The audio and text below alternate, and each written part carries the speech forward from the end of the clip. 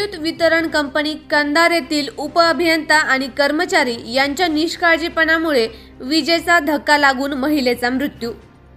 गयाबाई विठ्ठल माडगे मोलमजुरी करून म्हशी आणि गायी पाळून दुधाचा व्यवसाय करत होत्या। दिनांक 27 डिसेंबर रोजी शनिवारी म्हशी व गायींसाठी चारा आणण्यासाठी संध्याकाळी 5 वाजेच्या सुमारास नदीच्या पलीकडच्या बाजूने शेकापूर शिवारात गेल्या होत्या। चारा कापणी करून चाऱ्याचे गाठोडे बांधून येत असताना विद्युत वितरण कंपनीच्या विजेच्या तारेचा शॉक लागून जागीच त्यांचा मृत्यू झाला। संबंधित अधिकाऱ्यांना विचारले असता उडवाउडीचे उत्तरे देत आहेत।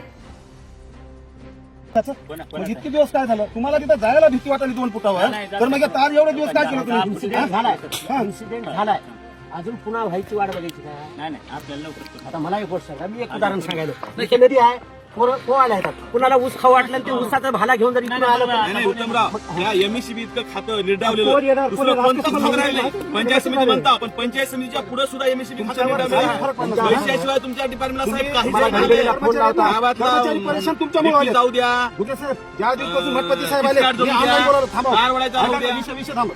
ज्या दिवशीपासून या कंधार तालुक्याच्या खुर्चीवर एमएससीबीच्या मठपती साहेब आलेत त्या दिवसापासून इथला भंगरा कारभार झालेला आहे, इथला भ्रष्टाचार वाढलेला आहे। मठपती साहेब कर्मचाऱ्यांना कुठलंच मटेरियल देत नाहीत, गुत्तेदारांना सांगत नाहीत। साधं किटकॅटाचं आणायचं असेल तर आम्हाला त्या किटकॅटला 1000 रुपये द्यावे लागतात। डीपी जळाली तर याचा एक रूल आहे, डीपी जळाल्याच्या नंतर एमएससीबी त्याचा खर्च उतरून भाडे सर्व करून ते देतात, पण एमएससीबी ही पैसे घेतल्याशिवाय काम करत नाही। यांच्या एक जो लाईनमॅन आहे हा मॅन पॉवर कमी आहे आम्ही मानतो, पण ह्या लाईनमॅनकर 10 15 गाव आहेत, पण इथल्या अभियंत्याला उपअभियंत्याला काहीच देणं गेलं नाही। तो लाईनमॅन करंट लागला जळून गेला तरी त्याची काय मदत करायची नाही, लाईनमॅनला मटेरियल द्यायचं नाही, फक्त इथं पैसा उकळायचा। आणि साहेब तुम्ही खुर्चीवर कशाला बसला? उत्तमराव तुम्ही खुर्चीवर बसला कशाला? पैसे दिले की वरून पडाली डीपी 6 घंटा डीपी बसाली, हे कोणती पद्धत आहे? मठपती साहेब मठपती साहेब मठपती साहेब 33 केवी ताराची उंची किती राहते? उंची किती राहते ती सांगा। 33 केवी ताराची उंची इकडं थांबता एक मिनिट एकच मिनिट 33 केवी ताराची हाईट किती असते? नाही मला हाईट सांगा, हाईट। हो साहेब तुम्ही मला उंची सांगा, हो मला उंची सांगा, उंची किती राहते? अहो मला उंची सांगा, उंची हाईट किती राहते? जी महिला वाढली आहे विजेचा धक्का लागून या ठिकाणी तुमच्या हलगर्जीत याचे जबाबदार तुम्ही आहेत की नाही? तुम्ही नाही? आता जोरदार पाऊस आणि वारा आणि त्याच्यानंतर पूर इथं आलेला होता। किती दिवस झाले? किती महिने झाले? त्या पुरामुळे जे आहे तर 11 केवीच्या वाऱ्यामुळे की नाही कंडक्टर खाली की नाही आलेला असावा आणि त्याच्यामुळे की नाही पाऊस उडून 4 मठपती साहेब कधी पूर कधी आला होता?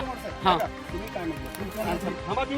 साहेब आणखी एक विषय तुम्हाला सांगतो, तुम्ही या कंधारचे भूमिपुत्र आहात। कंधारचे कार्यकर्ते असो किंवा सामाजिक कार्यकर्ते असो, नेते असो, कर्मचाऱ्यांना हलगर्जीपणा केला म्हणून आम्ही तुमच्यासोबत करत नाही, आम्ही कानूनच्या दायऱ्यातच ठेवून तुम्हाला बोलतो। तुम्ही एवढा ऍक्सिडेंट होऊन सुद्धा तुम्ही जर तरची गोष्ट करत आहात, ऐका साहेब मी तुमचं उत्तर द्यावं की हे लाईन हे पाण्या पावसामध्ये पडलेली असावी, तुम्ही कुठं उभा आहात? तुम्ही उभा कुठं आहात? कोण्या स्पॉटला? मग लाईन तुम्हाला दिसायला की नाही पडलेली असावी का बघा तुम्ही? बरे जोडणी कोणा केली? रात्री झाली तुम्ही लालू घडण्यामध्ये 10 वाजले बंद जे अपघात झाले तुमच्या या तारेचा धक्का लागून गयाबाई विठ्ठल माडगे याचा जीव गेला, याला जबाबदार तुम्ही तुमचा विभाग आहे की तुम्ही आहेत की नाही? नाही हे जे कंडक्टर की नाही पाडलं त्याच्यामुळे कोण पाडलं? नाही नैसर्गिक किती दिवस झाले? नैसर्गिक कधी झाले? जोडलं का तुम्ही? मग हे काही मृत्यू झाला आहे आणि त्या ऑगस्ट महिन्यामध्ये पूर परिस्थिती झाली. याची तक्रार सुद्धा दिलेली आहे। इकडे कशा करता गेले होते चारा आणायला बघा ना ते गटोडे बघा की जाऊन। अहो तुम्ही गटोडे बघा, शेत होत की नव्हतं? शेत होय का काय बघा जरा। काय साहेब पिकनिकला आले होते हो जेवढा आहे साहेब। मठपती साहेब तुम्ही आणखीन सांगले ना उंची किती राहते ते सांगितलं। तुम्ही अधिकारी आहो ना? अहो मी तुम्हाला प्रश्न काय केला? अहो साहेब मठपती साहेब मी काय म्हणलो, उंची किती मला आता किती आहे? आता किती आहे आता कमी आहे ना मोजून बघता? 9 फुटाची टेस्ट आहे। थांबा आता जे आहे 9 फूट कन्फर्म आहे? हो 7 फूट उंची आहे 7 9 फूट उंची राहते। दादा एमएससीबीला काही जरी बोललं एमएससीबी याची जबाबदारी घ्यायला तयार नाही। तुम्ही जबाबदारी घेणार नाही तुमच्या चांगला रिपोर्ट देऊ जे काही आहे. रिपोर्ट म्हणजे कसा देणार हा? हा, जे काही होतं त्याच्यामुळे काही आपण रिपोर्ट देऊ काय द्यायचं ते. चला आपण रिपोर्ट देऊ. चला आपण सर्वजण चला